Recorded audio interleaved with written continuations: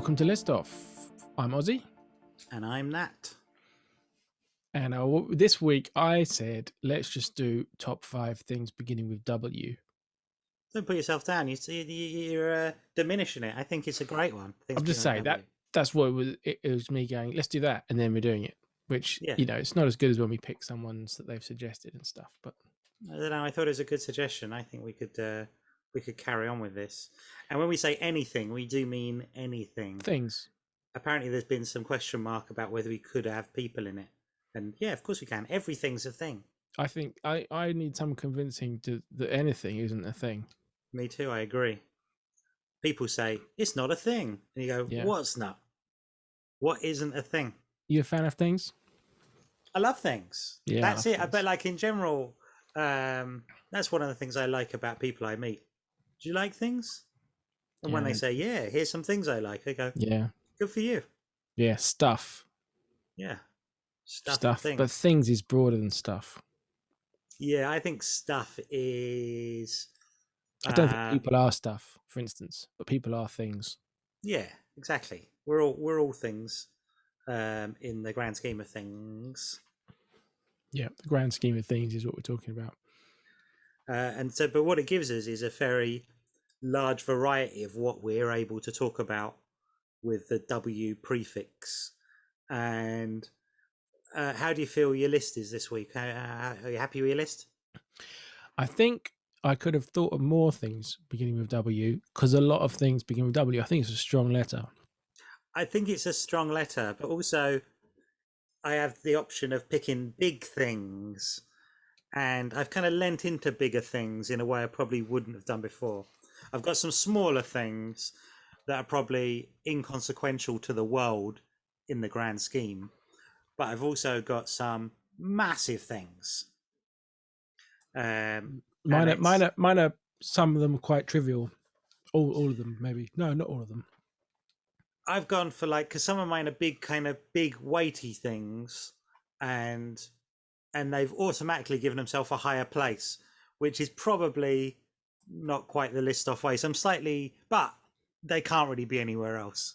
It then just becomes silly and trivial to put them somewhere else. So I think I start off more trivial and get more into grander things. Yep.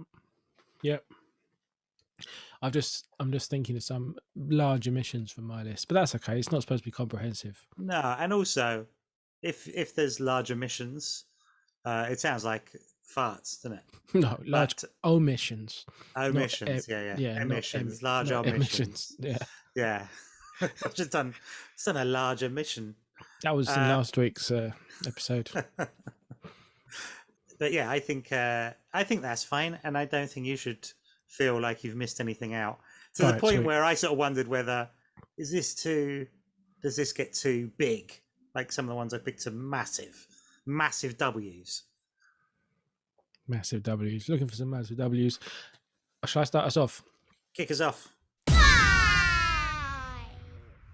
My number 5 is a small W. It's Wham Bars. Oh, good. It's Wham Bars, the pink, stupidly sticky, chewy bar from McGowan's, the legendary Scottish sweets company that is sadly no more. The Wham Bars are now made by the Tangerine Confectionery Company. Oh. They bought them when they went into receivership. They bought up Wham Bars and Highland Chews, Highland Toffees. So they're still going, but it's not the glory years. At their peak, Wham Bars sold 30 million a year, and I reckon I could account for quite a few of them. So it's an amazingly good sweet to lose a tooth to. Sure. When you're a certain age, save it for later in your teeth as well. I suspect Wham Bars fit the same thing to me that white chocolate does. As someone who's a fan of white chocolate, I was always disappointed by the amount you could feasibly buy. If your white chocolate consumption was always, probably covered this in chocolate thing, but if you get a milky bar, I was always a bit it's a small chocolate though. It's a small chocolate, but I think actually they're saving us from ourselves and Wham Bar fits a similar bill. Like a Wham Bar's very slight in the grand scheme of things. You can get A mega Wham Bar. mega Wham bar, yeah. Or those little, like a packet of little Wham bar chews. Oh yeah, that You know, might do me. quite good. But they don't have the little rocks in. I don't I know was what you gonna call it. say that was the thing I was gonna say is like the jackpot with a Wham Bar. Yeah, I I guess mean, like the sort of sprinkles, the sort of hard, quite acidy. yeah, and that Oh, one, so the front side of the Wham bar with the rocks in it would be sour, but the back they mm, hadn't applied that to, so the back was just quite sweet. yeah. That's a kind of offer from a chewy bar that Mm. you can't beat. You know, two Tell sides. me, have you ever taken one of the pink Wham Bar, put it in your mouth, and pretended it was a tongue sticking out? Oh yeah, for sure. Sure. Yeah, definitely, definitely.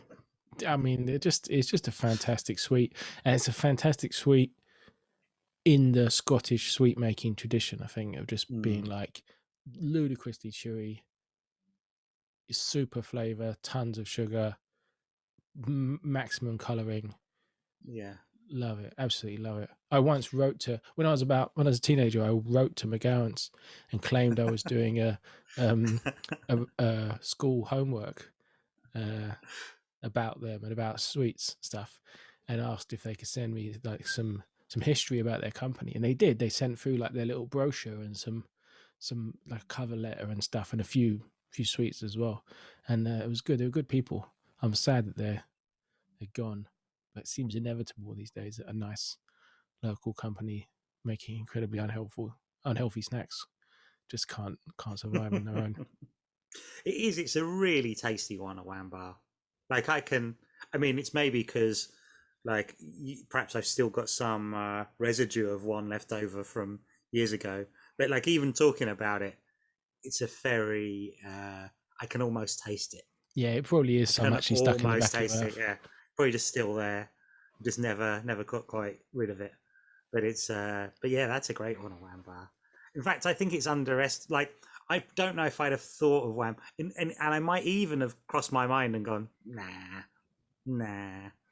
Um, but now we're talking about it. All I want is a Wham Bar. Yeah. Although we wouldn't be able to talk if you were eating a wham bar. Absolutely not. No. It'd just be impossible. Uh, For some time afterwards. I was going to say my number 5 is Wham Bars. That's how I was going to do it, but I forgot. Can I tell you something I don't like about a Wham Bar? Yeah. The wrapping and Oh, it getting gets stuck it. to the back. Yeah. Oh yeah, Yeah. horrific. Yeah. But that's just, I feels like that's just some inevitable part of it being so sticky that it would Yeah, peel off any other bar, but a Wham sure. bar is too sticky. And they have the I, same problem with the Highland Toffee, actually. yeah, 1 in 3 Wham Bars. I definitely get some paper. Yeah. And it's plastic paper, definitely. Yeah, I've definitely had that. That's probably also still floating around my body somewhere. Whatever weird coated waxy paper uh, that it came with. But actually, now we're talking about it, an absolutely terrific, uh, terrific W. Win. My number 5 is The Wicker Man, the film The Wicker Man from 1973, directed by Robin Hardy, starring Edward Woodward, It was a Christopher good, Lee. Edward Woodward's a good W one anyway. He is, yeah, he's got a lot of the W's in his name, yeah, yeah. Brett Eklund. It's, but it like that's been one of my favourite films since I was about 10 or 11 and I first saw it. And it's one that I think it's kind of fairly untouchable as a film. And it's also works in the genre of being quite a silly film and also deeply disturbing. And um, it's got that thing where I remember watching it and you think of it, it's like, all right, yeah, I like these. It's going to be like a Hammer movie. And it is. And it's also not at all like that. I love it. I think it's sort of all time top 10 movie, I think, The Wicker Man. And I've seen it, God knows how many times. Like Like I was trying to think of Joe when people talk about it. I've seen that film hundreds of times, and it's like, well, unless you saw it, unless it was something you had as a kid on video, I always think, yeah, but you haven't. But like, I think there's a good chance I might have watched it 30 or 40 times. Do you know what I mean? It's that sort Mm. of film, Yeah. especially in its various different, like since the sort of 90s, mid to late 90s, where it kind of really gained its kind of prominence in the world as being quite part of the canon, as it wasn't really at first. It was just this sort of, I think it's like it's TV things that the more it appeared on TV, people were going, have you seen that? It's actually like a really good film. And Mm. now it feels like it's very much part of the film canon. So since then, of course, you've now had like director's cuts and final cuts, which again is sort of magic when you see these things from before I was born and you see extra footage edited into a film. I find that always quite magic. Like, Mm. how have they conjured this up from the past? But actually, ultimately, I still think the thing that's now like the version no one who made it liked, that's like 85 minutes, still might be the best one and the neatest version of it, where it just starts with it with him on a plane. And I think there's something about that that in his, in the sort of way you see it, you never see him on the mainland, and he's always like, I think psychologically there's something about that that's more disturbing. Like he's always at sea, and as an audience you never see him at home. He's just Mm. in the air where he's not even on land at all, or he's on this island. And I think in a way, even though it was because the producers made him kind of cut bits out of it so you'd never see him at home, I kind of like that more. And I think it weirdly makes you feel more cut off from the world because you never see it. Mm.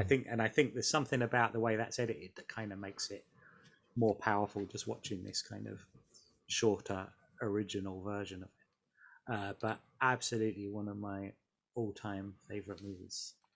I think that's the only version I've seen. I think. I mean, I've Yeah, quite plausibly. seen Yeah. it on TV in the 90s. And, yeah. I think that's still, yeah, I do think it's like the best one. I think it's sort of the right way to have seen it on TV as well. Mm. And just watching these sort of, it was like, it was the same as any other like Hammer movie or something. It'd just be in those slots of like, oh, it's just like we'll put that on at midnight or at half Yeah. 11 Yeah. and just be like, it's another one like that. And you watch it and you go, really isn't. This is sort of something else. This is a whole other, it's a proper movie. Mm. No, great one. Great W. I didn't think about films. I wonder if any of my favorite films will give me a W. I'm going to assume not. Otherwise, they would have come up, right? My number 4 is a person. It's soul singer, writer, and producer Willie Hutch. And Willie Hutch recorded in the 60s his classic Northern Soul tune, Love Runs Out. And if you're like a Northern Soul guy, that's it. That's him. He's like a one-hit wonder. You love him, this one song, and it's like one of those expensive 7 inches and it's a floor filler in Wigan and all that kind of thing, But then he's signed for RCA and recorded his albums. He recorded this fantastic album, Soul Portrait, Willie Hutch. And then he went to Motown and he recorded some good albums from Motown. He recorded this album, Fully Exposed, which is a great album. But the main thing he did at Motown was write and produce for Jackson 5, The Miracles, Marvin Gaye, and just made fantastic songs. And this has his own sound. And he's one of these like soul artists that isn't, I don't know, just isn't accorded the kind of respect. And it's like history can only take down so many people. So they're like, okay, well we'll have 5 guys from that era, and he isn't one of them. But he, to me, absolute titan. And he best of all, these 2 albums I'm holding up is The Mac and Foxy Brown, 2 blaxploitation films that he made these incredible soundtracks to, and they're all him. It's all arranged, produced, written, and sung by him, and it's just fantastic. There's so many great songs on there. All the incidental music's phenomenal. It's really on the level of Marvin Gaye's output in that time, Curtis Mayfield, the best people but he's not a kind of handsome stage presence kind of guy, pin up. He's just a fantastic musician, writer, and very heartfelt, soulful singer. A slightly croaky voice, fantastic. Willie Hutch, he's just like, he's also super likable on record. Do you know what I mean? Like when you have a singer that's like, oh, that singer's edgy, but I liked how they sound or whatever, he's someone who comes across like a really nice guy. All his songs are really nice. And they're like, gee, isn't it great to be driving down the street in your new car with your lady and all this kind of thing? It's all just like really wholesome. I just like, yeah, it's just one of those guys. I don't know that much about him because there's not that much written about him. You can't read, Yeah. you can't watch biopics all about his life and that kind of thing. But he was a big character, a big musician, but I just like to think he's just a super lovely guy. Yeah, it's funny because when you said Willie Hutch, he's like, in my mind, he fits in that world where when you said Willie Hutch, I went, oh, of course, Willie Hutch. And then that's all my brain gave me. It was like, I got nothing else. Do you know what I mean? It's like, no, just the name, really. It's like, oh yeah, Willie Hutch, and I go, oh yeah, no, I can see that. That's where I know it from. I can make those connections, but it's not like my brain's going, like if you say someone who's well known, your brain kind of gives you, here are some facts about them that you know. Right. It just kind of came up like Willie Hutch. Oh yeah, Willie Hutch. It's like, I got nothing for you. Yeah, but he unlike a lot of, he didn't fall off. Do you know what I mean? Like you got someone like Al Green or somebody who makes great records in the early 70s and then doesn't, absolutely doesn't, Willie Hutch makes great records right through the 70s. They're less spectacular than the early 70s ones and the stuff he's producing in the late 60s, early 70s, but they're still good. I still keep those records. They're really good. Much like Curtis Mayfield, he didn't start making rubbish records. He kept making good records, but music wasn't in such a great place at that time. But that's just fantastic, and it's incredibly solid. And I think he died about 10 years ago or something. But it was one of those things where somebody dies and suddenly everyone goes, oh, I loved him. He was brilliant. I loved him so much. And it's like, I don't think he knew that everyone loved him that much, because I don't think anyone had mentioned it for years. And because he was also a producer and a writer, he was more behind the scenes. But to me, he's like one of my absolute favorites. Absolute favorites. And this album, Soul Portrait, on RCA is just a fantastic, tender soul album, but with big arrangements. Like he's a big, punchy, kind of dramatic, really over dramatic producer, which is great for things like Jackson 5 or something, but on his own stuff, it's just hits you over the head with these tunes. And but he's got this just likable singing voice and lyrical style and everything. Love him. Willie Hutch, absolutely. If I'm going to have one person as a thing in W, it's going to be Willie Hutch. Yeah, what an honor. Top W. My number 4 is the song Waterloo Sunset by the Kinks. Wow. Which I think is a rare thing where it's like, it's one of those absolutely tied on most famous songs, but it's also just, I love it.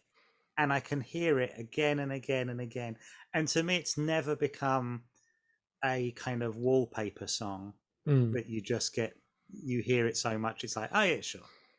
And you don't really have an opinion on it. Whenever I hear it accidentally and more often than not on purpose, I always just absolutely love it. I think that song's a bit of magic. I really think it's something. And it's also like, it's really kind of evocative and dreamy, and all of it is just, whenever I cross the Hungerford Bridge, I think about Waterloo Sunset.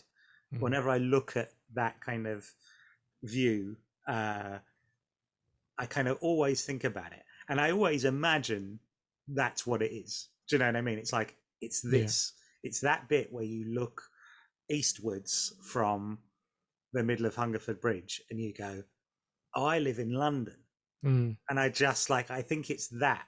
And it's just that kind of, that big thing, has that thing that Ray Davies does a lot, where he kind of takes a subject, then he also just makes it about people who are just knocking about in this big, it's that kind of big world, but there's two people in it. And it's all that kind, I really like those kind of, I like that kind of fiction Do you know what I mean? When someone's just doing a thing where it's like it's this huge world and we're all so kind of insignificant, and there is, and just all of it. But like as soon as it starts, the introduction I really love, and just as soon as it starts saying like dirty old river, and I just go, God, I love it. I think it really says a lot about what I love about London, what I think about it, and then it sort of just boils down to being about this kind of couple, and it feels very sort of 60s. It's very Ray Davies-y storytelling. It's a very lyricy song, but I really like it as a sort of piece of storytelling and a piece of music. I think it's like one of those absolutely kind of perfect songs, and I think it's more impressive for the amount of times you've heard it. Like all kind of when you talk about classic songs, they're often a bit like, yeah, sure, oh yeah, no, it's good, and that's one where like it catches me every time I hear it. I always love it. I think that's a real thing. I think it's of my favorite songs, an awful lot of them are going to be songs that I only hear when I put them on, you know? And then when it's a song that you absolutely love and you hear it everywhere and it gets played on all sorts of things and you hear it when you're out shopping or on backing a piece of VT on the television or whatever, used in a film. When you still love a song, even though it's kind of everywhere, that's kind of okay, that means a load of other people love it and I love it. Whereas, some of my favorite songs is like, I never met anybody that really loves that song. That's like a me exactly. song. But yeah, that's like a super, super achievement to be like a song that you absolutely love. And then you're going to hear it all the time, even when you're not necessarily in the right mood for it or whatever. And you're still going to think, that's a good one. It's one of the best. Big. Put in a song. It's brave. Big song. My number 3 is Wood. It's a big one. It's a big W. It's a big W. Wood. I read the definition of wood. It's quite informative in a way. The first plants known to have grown wood, approximately 395 to 400 million years ago. Prior to that, no wood. Can you imagine? What are we talking? 300 million years ago? 395 to 400 million years ago, which is quite precise. It's quite a precise, only 5 million years variance over 400. But just, I love wood. I think wood doesn't, wood for making things, fantastic. It's just the best. It's the best material, really, isn't it? It's incredible. Wood doesn't get enough love. I love wood. Trees are great. They're made of wood, but all the things you can make out of wood, unbelievable. So when I was thinking about things using W, I was like, I've got to have wood in there. I haven't got water on my list, but I got wood. I could live without wood, but I couldn't live without water. But wood's more exciting to me. I'm a big fan. It is. It's a great one, and it's a scandal that I didn't think about it because it's such a big one. It's a big one. You can make things out of it, but even if it's nothing made out of it, you can just enjoy wood. Do you know what? The thing is, I do enjoy wood. I do enjoy it. I enjoy it in all its varieties. I think you're right. I think it's a bit of a scandal. It's beautiful stuff.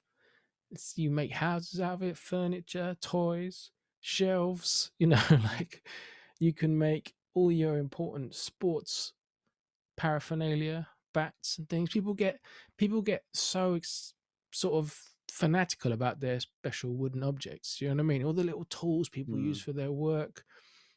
People who like their fun of an evening is like oiling their cricket bat or whatever. Yeah, you're right. I'm not into the cricket, but like I like the idea of just sort of massaging some wood for a while. Do you know favorite varieties of wood? You got any particular types that you like? Some of the classics, your walnut, your oak, big fan. Bark? Bark? Oh no, that's not my favorite bit of the wood. And that's no, bark's not the bit of the wood. I mean, it can look great on a tree, but once it's off the tree, I'm not too bothered. But I'd say underrated wood is damson. Bit of damson wood cut in half. fantastic with a I purpley remember hue. when I was a kid, we'd go to like where we lived in Cumbria, and we'd have like open fires. I used to really like the kind of kindling wood that the kind of cut up, essentially like large matchsticks, Yeah, when it's been piles of that. split really small, Oh, I but like probably that. square section sort of thing. Yeah, Like yeah, yeah, yeah. very nice. Yeah, very Nice satisfying. bit of wood. Splitting Uh, wood, I love splitting wood with an axe. Fantastic, very satisfying thing to do. but something I'm not really into is like you know IKEA, which has got a lot of wood in it. Um, Sort of B&Q, places like that. I'm not such a fan of. Do you like those places? Yeah, yeah, I do. Yeah, I mean, not primarily for wood necessarily. But IKEA is yeah. slightly less wood based than it used to be, or at least they have a lot of laminates on their wood, you Hmm. know. But yeah, I do. I like You the know what? smell of Actually, wood. I was going to say it's probably an underrated smell. I don't know if it came up last week when we did our smells, but I actually like the smell of a B&Q. But I think that's its strength for me. I Yeah, can I kind of mean, have a big inhale of it. wood's great. I don't I like it. felt like Splinters. I'm not a fan of. Uh, splinters. No, so when it gets too small, maybe. But I think it's a super strong choice. yeah, floorboards, Yeah, loads, tons of good stuff. Love wood. Just had to put it in. yeah. There's the I think of the log song from Ren and Stimpy. Yeah, what rolls downstairs, flattens your chairs, run over your neighbour's dog. Uh, Something, something, something, something. It's log, log, log. what's no, I've not got it. But I know it's big, it's heavy, it's wood. Yeah. That was a bit I always found funny. Great show. Great wood. um, my number 3 is Wales, the country. Big fan of it. Big fan of it. I love Wales. I don't know how old I was when I would have first visited Wales, but over the past kind of 15 years or so, 20 years, I've gone, so I love it. Whenever I go, I love it.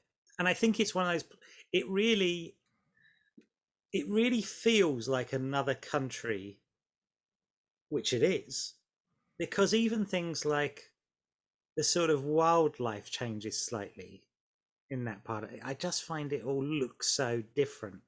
It looks so different from England, and it looks prettier. Every time I go, I love it. But I love the cities as well. I love Cardiff. I love Aberystwyth. Everywhere I go in Wales, wherever I go there, I go, I love it here too. I love it here too. I love it all. I love the country.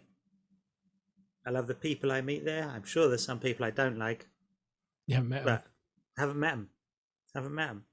Like it's got the people I know from Wales give it a very high ranking that make it like, well, this is, you know, this it's a good review for the country. I think the people that have come out of it, wherever I go, I love it so much. I think it's such a great place, and it is. Whenever I think of like I think I love London, but whenever I think about not living in London, I always think Wales. I love it. Yeah, it's a great place. Great mountains, great sea, you Great know, and trees, everything in between. Great trees, great great wood. wood, great woods. Yep. No, it's top place.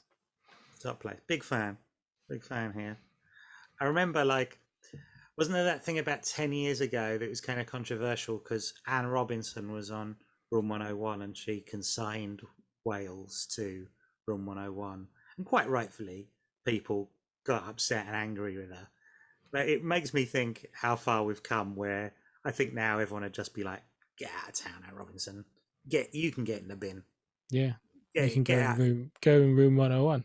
Yeah, I think it should suck her in like those Ghostbusters things that hold the ghosts in.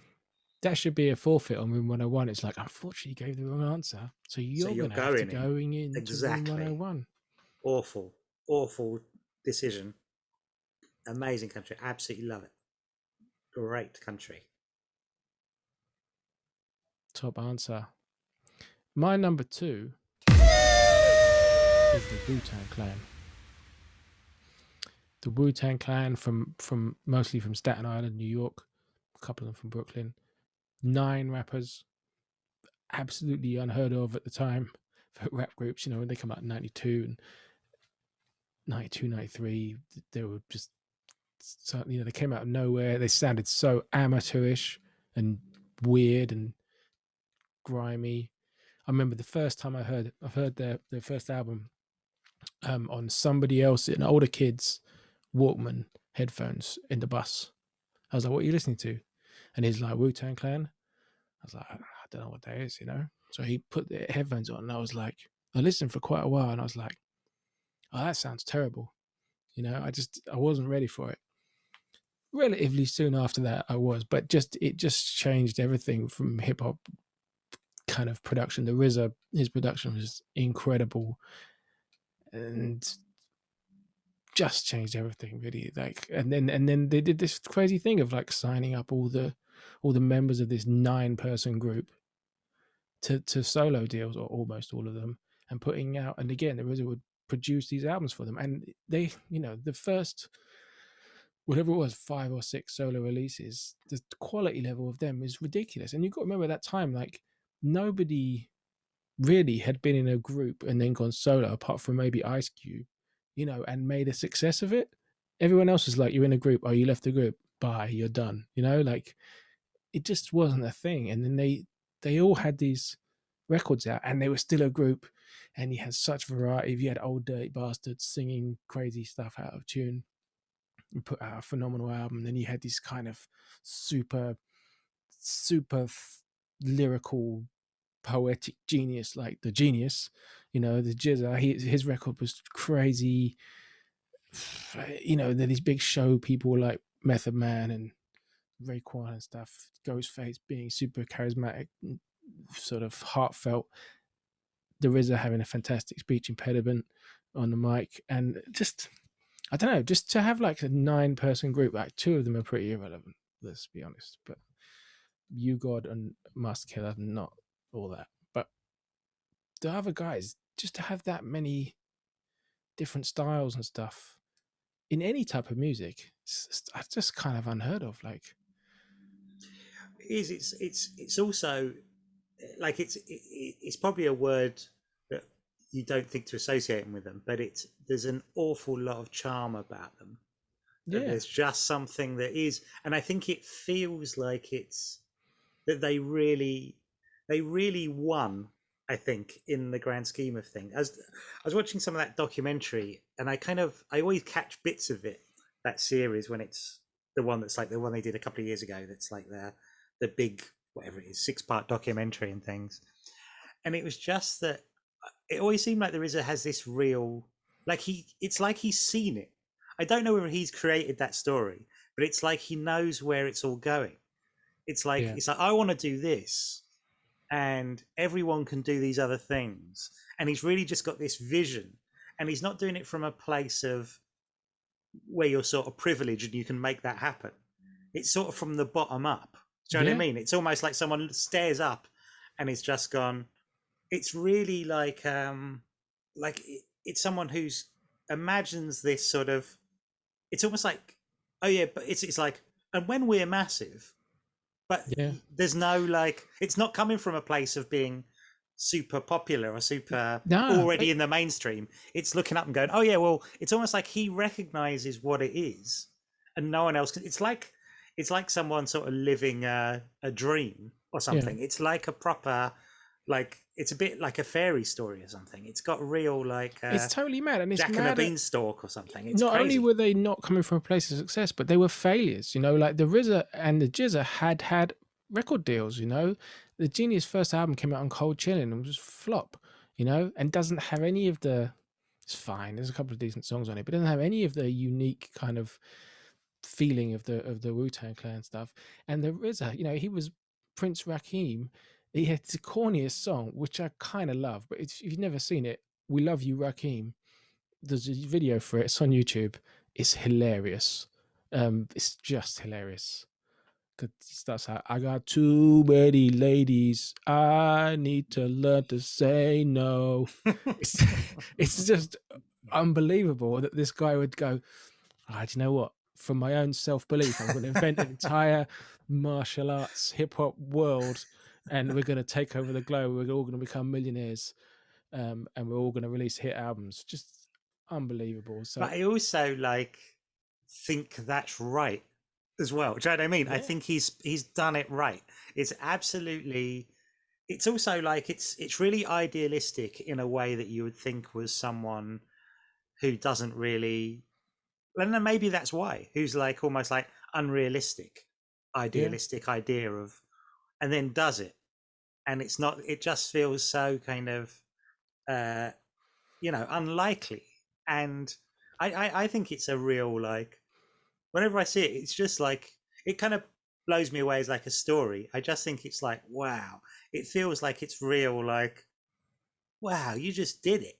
yeah. You You just just did made this this a thing. magic thing, and it feels still like they're both, you know, like the earning power of them is huge, of what they've actually you kind of think the money they've made. But I also kind of get the impression they're all just that it doesn't feel like they're changed or anything. It's just like just these guys. I mean, I they find it fall all out. like They fall out, and they, you know what I mean. They criticize each other, and they fall out from time to time. But they'll still like reform, the 8 remaining ones from time to time, and do stuff together. And two, three of them are getting on, and then then these three are, and that sort of thing. And it's like it's kind of nuts, if you think of like, I don't know, it's kind of like they're like a backward traveling Wilburys. Do you know what I mean? They're like they're like a super group that's just started out as a group of 9 really. Like at the beginning, we exactly. didn't know who any of them were really. Do you know what I mean? There was too many to know. You'd be listening to the record and you'd be like, I don't know which one that is. I don't know which one that is. I don't know which one that is. Then over time, you got to know them and you got their own albums and they got their own personalities and you figured it all out. But it's just, I don't know. They were just a force of nature and such a huge part of my teenage years.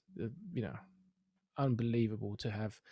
Because if you think of it as one group, right, they would have had like 5 phenomenal albums in the space of like 3 years. Like no group could do that, like as a group, because you wouldn't be allowed to promote 5 albums in 5 years. Not even in the '60s when groups were cranking out albums, but because they had all the solo deals, they did. It's incredible. Anyway, Wu-Tang Clan. It's a big W. I They're bet it is. most famous for a big W, and that's they've got to go on the list. Good choice. Utterly charming outfit. But I find them utterly charming. My number two is a big one. And when I thought of it, I kind of keep thinking, oh, I don't want to include that. But then when I can't knock it out and it has to be high, and it's water. Water. Partly great drink, super underrated drink. Um, and I think partly that's because I actually need it. So Yeah, I think sometimes when I'm having it, it's probably my body tricking me into thinking it's a great drink, and I'm just need to be hydrated. yeah. So, but I can't tell the difference. So, I mean, it feels like in some days I feel like, well, this is better than Iron Brew, but it feels like you've got to have it. So maybe it's a trick, but it's also oceans and something you swim in, and it's something it has these different functions. Yeah. I can't. And it feels silly because it's such a kind of it's so everyday, but then it's also like it's massive. It's also the main reason we're all alive because, having water and being a livable distance from the sun is the only reason why there's life on Earth, right? Like Sure, it's yeah, yeah, absolutely, we're really looking for the water elsewhere, but we're not turning it up in useful quantities yet. It's it's exactly. it's it's essential, isn't it? It's the And that's the giver thing of all. about them finding water on Mars. It's a big deal. We've got a bit of water up there. Um, but no, it, it would seem silly not to put it in. It's also like I don't know. And then once it's in, you can't put it. It felt like I couldn't put it at 5. In It's some two. ways, I thought, can I put it? Is it automatically number 1? But it's I've not automatically I've number left 1. it out. I've taken it for granted, which means I deserve to dehydrate terribly. Sure, but I feel the same way about wood. I think that's a similar thing, and I think maybe even did you mention water in your when you were speaking of wood? Yeah, I mean, if you're going to have wood, you should probably have water. But I didn't put it in there. I think it's that. Yeah, you've got to look at all the things water does, and we do with water to fully appreciate it. I did have an honourable mention related to water, which was water parks. Oh yeah. Not really spent much of my life at water parks, but I still find them exciting, like I did as a kid. Mainly because I haven't been to them much. Like I've been to some big swimming pools where they got a lot of slides and rapids areas, but I've never been to the proper outdoor ones that people go to on holiday and stuff. I never have that fun, so I still imagine them as good as they are in my child imagination. Yeah. I've there was the Woolwich waterfront. That was one of the big ones when I was a kid. And of course, you can tell it's good because when you approach it, it has a bit of flume that comes out of the building. Mm. That's always something to look for in a water park. I think it's always a good sign. Do you ever go Croydon Water Palace? No, no. I was trying to think of the other one. What was Croydon Water Palace like? It's good. It's good. A lot of slides, rapids bit where you go around a big rubber ring around the outside. It's magic. Weirdly, the Elephant and Castle Leisure Centre would have it had one that was a big bumpy slide. Do you know what I mean? It just had it's like one where you're on a slide but you're all going up and down on it. And it also had rapids. So it's like every I don't know, hour or something, you just suddenly for while you're swimming in it, you'd have a bit where it's just I'm gonna put the rapids on for oh yeah, it was that wave five machine. Yeah. Yeah, they'd have a wave machine come on. Yeah, It'd be this is just like a leisure centre pool. Yeah. It just had some added extras for the kids or something yeah, it's gonna bang these on. It's such a different world there. Because I think of swimming pools now are almost they're far less fun. They are just a 25-meter length pool, which you're expected to. They still make those ones. We just don't go to them because we're adults. I'm starting to go to them more now. I mean, when my kids have their swimming lessons at Archway, that's got a water slide and a wave machine. Oh, obviously they're probably both out of bounds because of COVID, but I'm trying to think where the other one was. There was another one. White City. Did you go to White City? Maybe. What was it called? Don't know. White City. There was one that was like Woolwich Waterfront. There was one that was called something it's called something like Splish Splash or something. It has that sort of name. I can't remember what area that was in, but there was a couple in London that were the big water parks. Yeah, but that's not on the level of if you go on holiday in Spain or something and they're on the seaside and those ones where you come down and you fly along the top of the water and stuff. Oh, they look amazing. But I'm never going to go to one now, am I? Because I've got to 40 without it, so they'll just stay in my head as a great thing. I went to this very short-lived Disney water park in Florida, and it was kind of all right. It was a little bit. It was probably not as good or a bit less good than a lot of these ones that we have.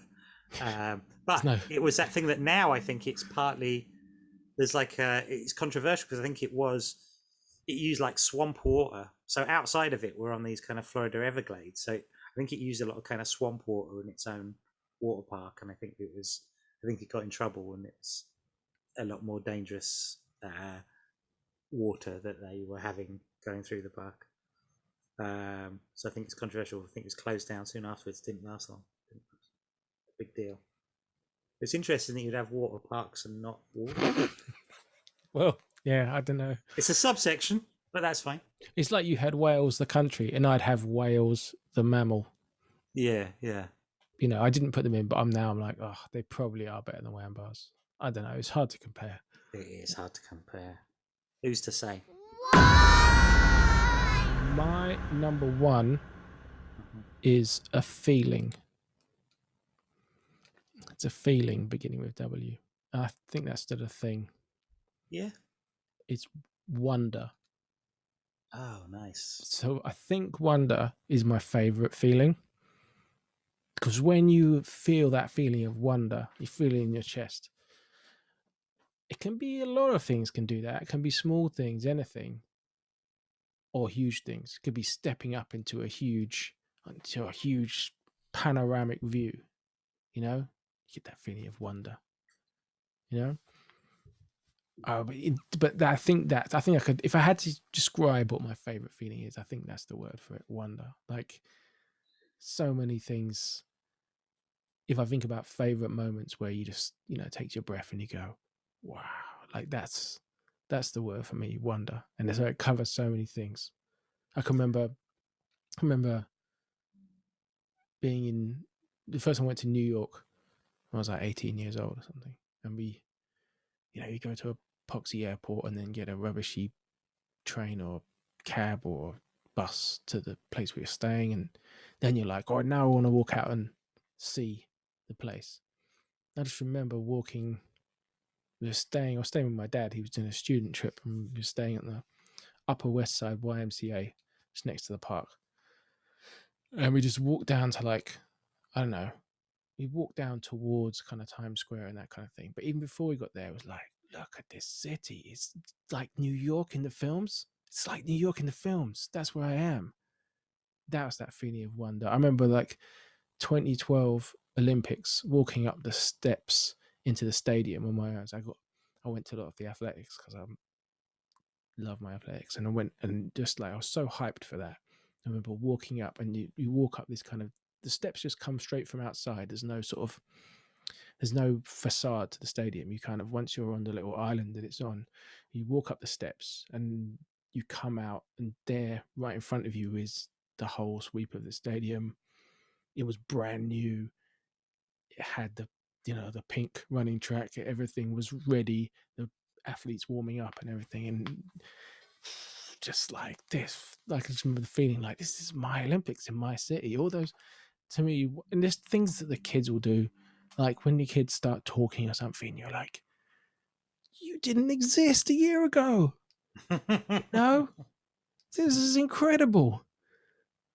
Yeah, wonder is just my main thing. And you know what? The best thing is, music can give me that all the time. Like I don't have to go and see something amazing or go to some amazing place. And music can give me the feeling of wonder. Just straight. It's just like that's it. It's that feeling, like an inspiring bit of music, a kind of a swell on the strings, a kind of soaring bit of music. Just there you go. That's wonder. Love it. Can't be. It's the best feeling. I think I know. I agree. I think of it a lot. I think of it as like kind of golly gee feeling. It's that kind of, oh wow, like Yeah, this you don't have is a anything thing. smart to say when you. That's the No. feeling of wonder, is to say, well, I don't have anything to sum this up. Like the best you could do Occasionally, is like, would you look at that? yeah. It's I guess wonder as a film is the bit in that I always think about, is the bit in Jurassic Park where they see the dinosaurs, and it's sort of done in that's what it's telling the audience. And I always really like that idea, and I always so think one of the things that makes that more special is the idea of them being a couple of paleontologists. And I always think that makes it really work better, because you imagine them as like people that do that job. They've loved it since they were kids. Mm, Do you know what I mean? I think it's sort of like, I think there's something about that bit where you go, oh, right, because it's very cleverly done through their eyes. mm. And I think it's a real like clever bit of filmmaking to make it like, oh, and also to them, not only is it the biggest thing in the world that anyone would ever see, but to these people, it's a bigger thing.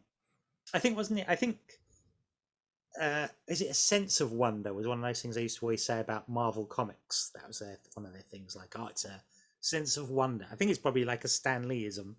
And I think that's that kind of like, and almost like concepts, like when you learn a new concept, often in fiction, I have that kind of just never Yeah. occurred to me that that was possible. Yeah, and Like a it's so concept. It's like a like science stuff. But that's the thing when yeah, when my kids, especially my oldest, when they're like understanding some new thing, some concept of science, some discoveries. some It's like discovery, but it's not so much discovery. It's like, you know, that thing you haven't quite thought, why is that, or how does that work? Here's the explanation, and it makes sense.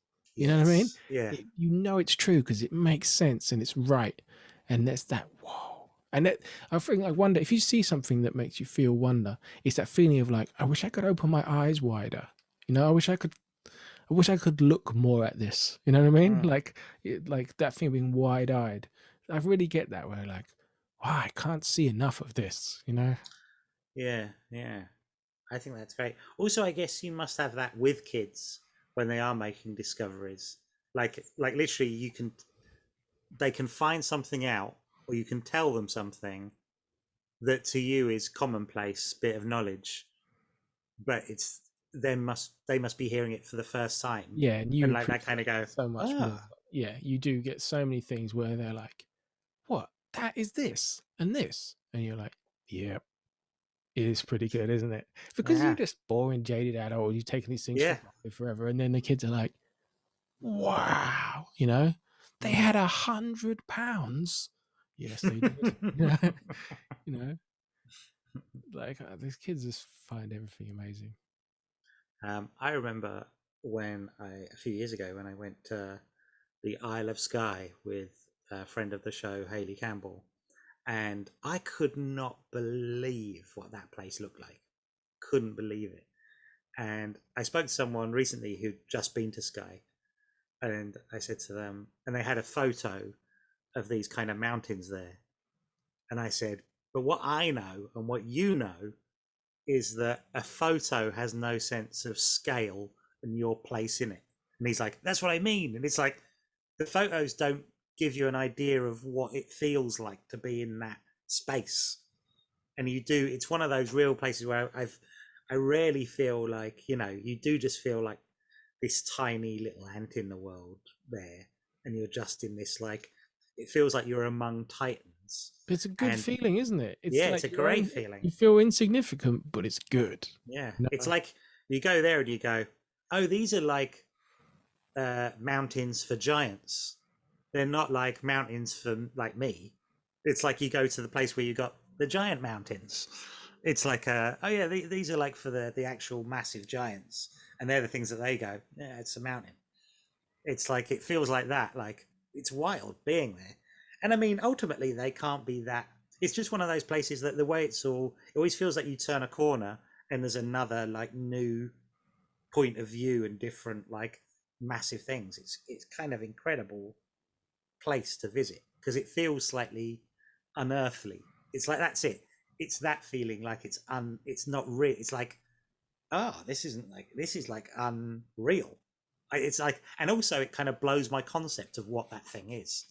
It's like, oh, it's kind of it's bigger than me, Yeah, wonder. um, which leaves my number one is women. Damn you! I was like, oh, that's gonna make you look terrible if he's picked that. Oh no, I just meant, but I don't mean it in a kind of No, no, I carry on know. way. I just kept thinking about it like I realized that a lot of my kind of anxieties and fears in the world and things I watch where I go like that just like make me pull my hair out. I like shows like TV shows like Oz, prison dramas. And what I think it is, I always think what it is, it's the absence of any women and it's just these kind of environments which are just full of men. Mm. And it's more the absence of women, I think, is one of the scariest things that I can think of. And also the most unpleasant, like when I hear like when you talk to kids that have like gone to like an all male school, I always just think, oh, you poor sod. I really think it's like how awful it must be. Yeah. And it gives me chills when I think about it. And I just think, God, what an awful thing that happened to you in your child. I'm really sorry that happened to you. That's what I feel like you want to say, like, oh my God. Because I think of those environments as just being like horrid. I just find it all like, and I think that's why prison dramas work and kind of why I like them, because I find them horrifying. I think that kind of, You're there's such a something weirdo. about that energy. You're talking about how much you love women, and you're using the medium of prison dramas to explain it. Yeah. Like, I mean, like, no, I mean, like, it's more, it's that kind of, it's women almost as an absence, which is a terrifying thing. So by their nature, it's that as well. It's that kind of, it's that sort of Lord of the Fliesy kind of like, oh, packs men as like a group without any kind of, I find it like horrific. But also just because, just because, um, it was a thing I thought about just because of that was my, I think that's the nub of it, digging down to it, where I go, I just want to have, because I don't know, it also feels, because when you're talking about it, it almost feels like I'm being, what's the word? Like I'm trying to pat myself on the back or something. But I think it's more that, like I like a kind of feminizing element to, I cannot bear To it. all of I life. cannot bear blokey things that get too blokey, which Mm. I always fear that this, you go, oh, I hope this show isn't It's too the two blokey. blokes talking, yeah. But I really do like, I find it such a kind of, that world, too many men all sort of showing off to each other. I find a really like uncomfortable environment, and it's really not my favorite. Really not my favorite at all. I would like to change my list and put women at number one. I think, in all honesty, like So what you getting rid of? Wham Wham Bars? Bars. Sorry, Yeah. Wham Bars. Okay. Yeah. I mean, sorry, you gotta go. I think, like, um,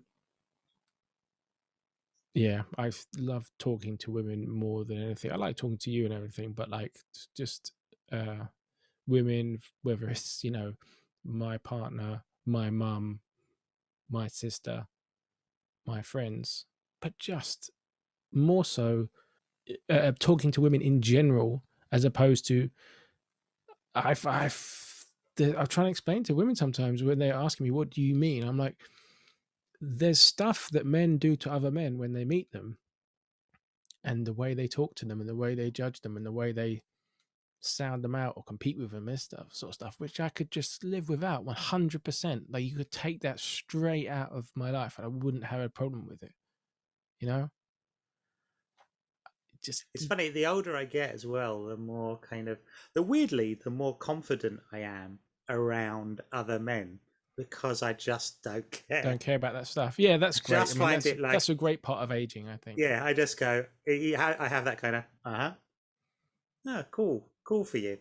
I don't like, there's no like, it's just not part of that world. I just find a lot of that stuff. I remember um, when I was doing stand up, I got offered, and one of the nicest things about not doing it for a living was that I remember being offered like a gig in a Rotary club, and I love being able to say, "Nah, I'm not doing that."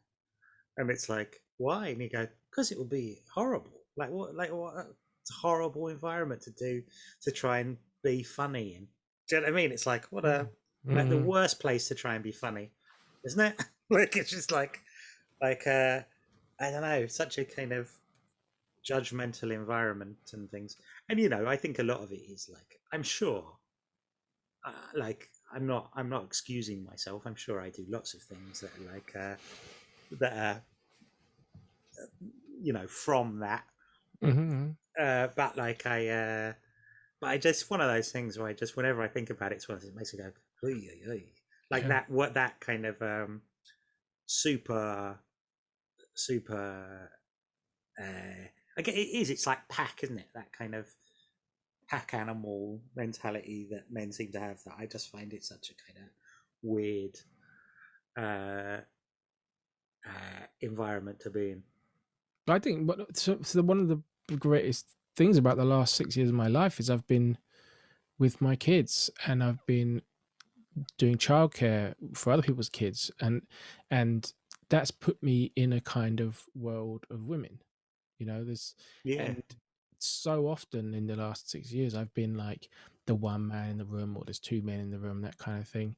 And I've loved that, in the sense that the rules of male spaces and male groups and that kind of thing just don't apply at all in those places. And you're if anything, yeah, you're kind of an outsider, and there can be a bit of suspicion about you. What's this guy about? This is, and in a way you could say you were sort of impinging on women's space, except I don't believe that, because I think dads have got to be parents too. mm. And you know what I mean. I think you can't have women taking up bigger roles in the world and gaining more power and that kind of thing if you don't also have men taking responsibility and family and domestic roles and that kind of thing. There has to be, you can't just leave a vacuum.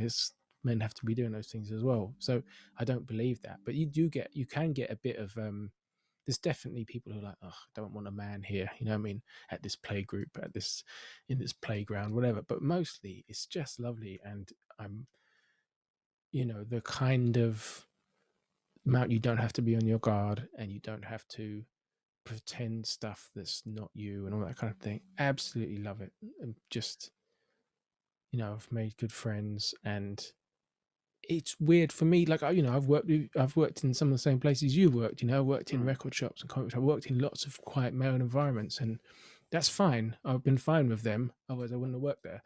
But Mm. yeah, it just reminds me, like, going back to school. I would, I'd be playing my basketball with some blokes, but I'd also be spending my break time talking to girls and just spending time. It just yeah, never felt like a man's man. I want to be in a kind of all male environment like that. And it's, yeah, no, women is very much my favorite thing, beginning with W, or most any other letter, I should imagine. I don't know what quite comes above that. Um, just the best for me. I like talking to people. Then I like talking to women best. No offense to you, but you know, I make an exception for you. uh, feels like it's more of an earnest answer. I was just gonna. Yeah, but It's like a that's what we do. Put the awkward combination of earnest and Wham trivial. Bars. Exactly. I was going to say my number one honourable mention was World Peace. World It didn't Peace make would be didn't make good. my top five Not in either. my top five. Do you know what I Nah, mean? Wham nah. Bars were still in above it. I've bumped I them out, but still, they're still I above do World like Peace the Wicker Man more. I think. than World Yeah, Peace. so Yeah. there was like a lot of things that didn't make it. I thought were like, film wise. When I was going through W films, I was looking some up. I was going some that I've got a lot of fondness for. Things like Who Framed Roger Rabbit, a difficult W word because it doesn't sound like it's going to be a W word. No, I'm familiar with Silent W. Yeah. Yeah, yeah, yeah. The Warriors, uh, and a film I saw a couple of years ago that absolutely blew my brains out is Wages of Fear, the Henri Clouzot movie. Absolutely mind blowing film. It's like the most kind of gripping. So it's not really an action film. It's just tense. It's so tense that you're just kind of. It's a really. It's a film you would watch in a way that's probably not selling it to people if you just want to feel incredibly uncomfortable for like 2 hours. You feel so Mm. uncomfortable that you're just kind of like, oh god, Yeah. I think I'm going to go and watch that now. Sounds great. but it is great. You would like it. Um, The Wire, the TV Ah, show The that's good. Wire. That begins with the. Yeah, so does The Wicker Man. Technically, I was on a podcast a few years ago, the 3-track podcast, Gabriel Abulu's podcast, and he asked me to think of my top 3 David Bowie tracks, and I thought it was difficult, and I tried to do it where I'd just do it entirely personally about what I thought and try not to be influenced by anything I thought I should say or not say. And one of the ones I picked on that was win from young Americans. And it's always had a kind of bit of a power over it. Another one, I've never read the original source material, but as a kid, I was obsessed with Wurzel Gummidge and terrified of it, but That's like so weird. attracted to it and terrified of it. And also the new Wurzel Gummidge with Mackenzie Crook, I think is an absolute work of art. So I think intrinsically in the DNA of that is something really special. Wow. I love it. I think I was just repulsed by Wurzel Gummidge and haven't That's thought about sort it of much it. since. That's sort of it. It terrifies me. But it's a thing about like the nature and life and death. I find it's obviously like one of those things. It's like another kids thing that's about huge topics. There's I watched in my 20s. I watched some of the old Wurzel Gummidges again to see if I thought it was good, and it is still like sort of. It's almost like more mind blowing than you think it is. And there's a bit where it's terrifying. It's terrifying. It's not kind of comforting. And there's a bit where Wurzel Gummidge asks what happens to you when you die, and the Crow Man who built Wurzel Gummidge says, "Put your fingers in your ears and close your eyes." And he goes, "Yeah." And he goes, "Well, it's like that, but forever." And you go, "God, what a weird thing to tell children." Yeah, it's not true. That's nuts. I don't think I like Wurzel Gummidge at all. I love it. Love it. It's magic. This new Mackenzie Crook thing as well. I What is think it, a TV like show or a film? yeah. He's basically done like they're often on over Christmas. So I think he's done 3 specials, like hour-long ones, and they're great. Real like he's obviously like such a talented person, I think. Mackenzie, but he's such a kind of like real kind of pastoral kind of high concept, really I loved great. I loved the Detectorists that he did. Yeah, I've not seen those, Oh, but it's like I lovely. think I would love them. So Um, mild. So mild. yeah, it's sort of like that. Oh, super They're mild. lovely. It's lovely, but it's also got like bits that are kind of difficult. It's really, I think it's brilliant. Real I suppose I'll it's check like it a out. kid. I guess it's a kid show, but it's like a 5-star. It's as good as like any films and TV are. I think I'm gonna check out The Wages of Fear first. I think that's how creepy I found him at the time. I want 2 hours of discomfort. I was gonna say Walt Disney. Oh yeah, he's a big It's one. big W. And I was gonna say wigs. Quite a big fan of wigs. Yeah, Quite I like see wearing a wig. Don't have many opportunities to wear a wig, but yeah, I like a wig, and I like seeing people wearing wigs. I like people where they've just been like, "Yeah, I'm going to wear a blue wig today. What of it?" And you go, "Yeah, good. I wish I was you." I think it's insane. I watch a lot of old movies. Now that I recognise wigs, I think it's insane how few actors had hair in the past. I think it's Yeah, insane. It's like that's crazy. Everyone's got wigs.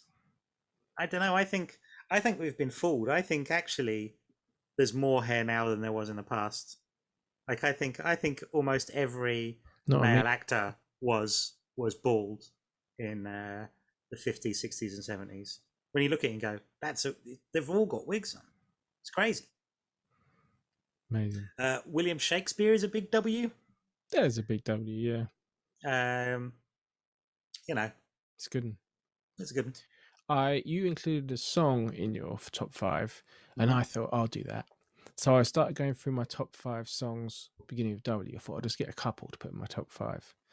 And when I got to about 50, I stopped writing them down. Nowhere near the end. So no, I won't be including any songs in my top 50 because there's too many. Because half the songs that are good begin with questions, beginning with W. It's I mean, I haven't done the research, but I reckon you could put W songs up against any letter of the alphabet for songs. Astonishing stuff. I can't really pick out any one thing. It's just phenomenal music. Or maybe I'll make a playlist or something. Just because it was a nice way to look through music and be like, what begins with W? Oh yeah, this is this is great stuff. So yeah, astonishing stuff. Well, Um, I mentioned that we were doing W's, and then he was like, "Are you going to do wanking?" And I was like, "It's not in my top 5 W's. Like, this is not. What are you talking about? That's not in my top 5 W's. That's no. I don't know what W means to people is clearly different. hmm. Didn't I'd be have interested to see winning. what, because I mean, this is what's good about this one though. It can be really wide. Right. Another W word. So like everyone's W's are going to be, I mean, hopefully all over the place. So you can kind of go anywhere with it. I liked it as a topic. I think we might do other Oh, letters of the letters. alphabet. Not Hmm. X though, right? No, or maybe, maybe, Maybe. maybe. We'll see how we Maybe. go. Because we could. I mean, that's the thing with things. They actually, I know, it seems like it's impossible. Actually, if you go through it, you'll probably get some good ones. but like a xylophone's not even as good as a glockenspiel. Do you know what I mean? Yeah. You're right. But Um, like that might not that wouldn't be on the top 5 then. We'd have to dig deep. yeah, let us know your top 5s and dig deep, please, because I think it's a very open question. Yeah. And And I think if you think, can I have this? You can. yeah, That's what I like think the way to think about it. some people really like feeling wistful. Oh You yeah. know? Some people really like wagon wheels. Yeah. Could be anything. Whispers. They're all Whispers. right. I like them, but they're not enough to make. They wouldn't make my top 5 chocolates. So they Whisper certainly gold. won't make my. Whisper gold might make mine. Oh yeah. Whisper gold is good. I like it. That's what I mean. I'm saying it's good, but It's a they're not winner. even. It's not even. It's a winner. If I was going to pick one song beginning with W, it'd probably be "We're a Winner" by The Impressions. That is a phenomenal song, but the standard unbelievable.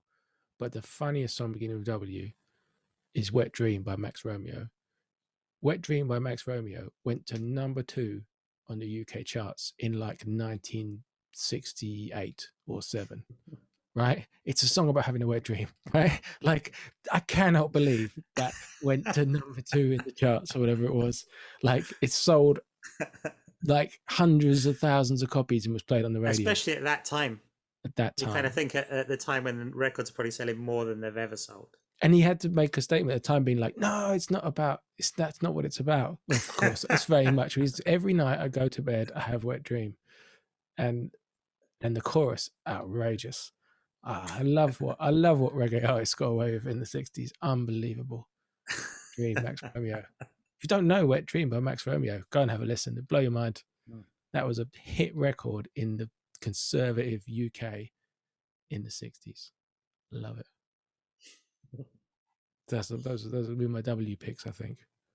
But honestly, got to 50 and had to knock it on the head. Just too many great songs beginning W. Yeah, thank you for listening.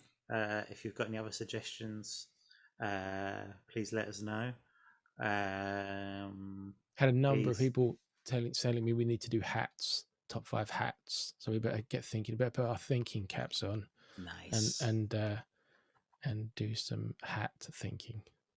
I reckon I'd have to do some hat research, and I'd take it seriously. I think. Yeah, I could take it seriously. Would you do real hats or fictional hats? Oh, that's different. Like a specific person's hat. Yeah. Oh yeah, well that's a whole other fictional hats. Fictional hats is like another category, right? Yeah, fictional hats and real hats. Do both. Thanks for listening. Spread the word, and we'll see you next time for another stupid list. Goodbye. Bye.